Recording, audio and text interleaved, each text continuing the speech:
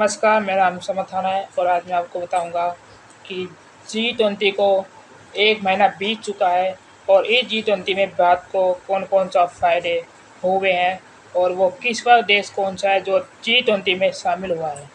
G20 में इस बार 21 देश शामिल हुए थे। उसका नाम जो 21वां देश है उसका नाम है अफ्रीकन यूनियन। ये 50 देशों का एक समूह है जो गरीब देश और G20 में पहली बार शामिल हुए हैं। इस G20 में भारत को क्या फ़ायदा हुआ ये भी जान लीजिए। 21वां देश जो शामिल हुआ है वो अफ्रीकन यूनियन है जो 20 देशों का एक समूह है। गरीब देश है इसलिए 21 देश की सूची में ये शामिल हुआ है। S-400 मिसाइल रूस से भारत 1200 करोड़ रुपए में लेगा। भारत राफेल विमान फ्रांस से खरीदेगा जिसकी कीमत है 3,200 करोड़ रुपए। भारत ड्रोन अमेरिका से खरीदेगा जिसकी कीमत है 4,500 करोड़ रुपए। Bharat artificial intelligence technology south Korea से खरीदेगा जिसकी कीमत है 6,500 करोड़। अब भारत किस देश को कौन से हथियार देगा ये भी जान लीजिए। अभी केवल लेने की बात हुई है, अब भारत कौन से हथियार देगा ये भी अब जान लीजिए। ब्रह्मोस मिसाइल ब्राज़ील को 3,500 करोड़ में भारत देगा। सुखोई विमान बांग्लादेश को 6,500 करोड़ में भारत देगा। मिराज विमान वियतनाम को 7,500 करोड़ में देगा। अग्नि-1 परमाणु मिसाइल श्रीलंका को 800 करोड़ में भारत देगा।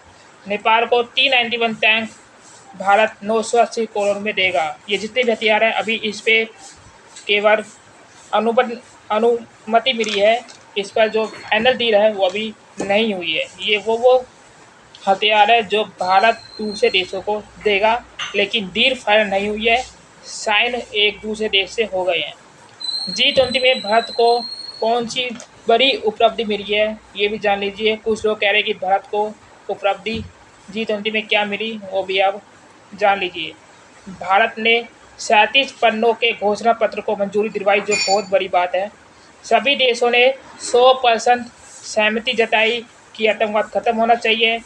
चीन अरुणाचल प्रदेश को अपना हिस्सा ना बताए और पाकिस्तान पीओके के हिस्से को भारत को दे दे।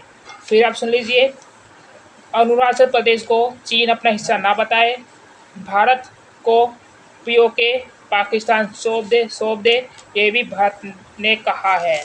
सबसे बड़ी बात आपको बता दें, जलवायु को नियंत्रण कैसे करें ताकि पृथ्वी पर असंतुलित परिस्थिति ना हो, इस पे बात हुई है। विकसित देशों को विकासशील देशों के साथ मिलकर काम करना होगा, इस पे भी सहमति बनी है।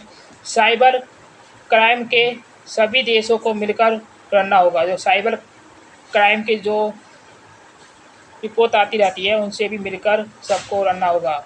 G21 में कौन से देश शामिल हैं ये भी आप जान लीजिए। 8 सितंबर 2023 से G20 से G21 हो गया, यानी ग्रुप ऑफ 21।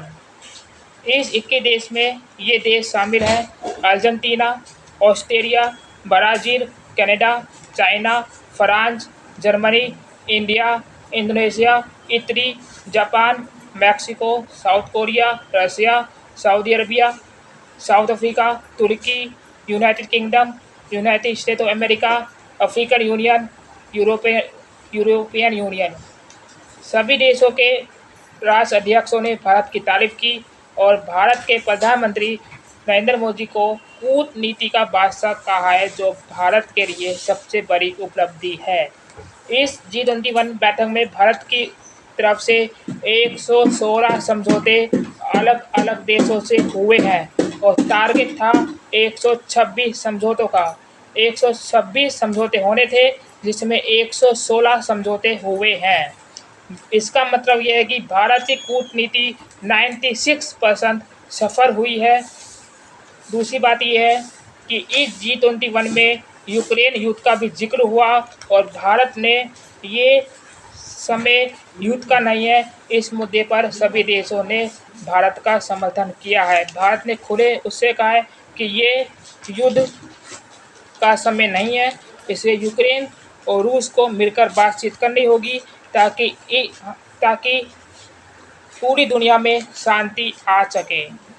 इसी के साथ संवाददाता समत राणा के साथ नोएडा, उत्तर प्रदेश।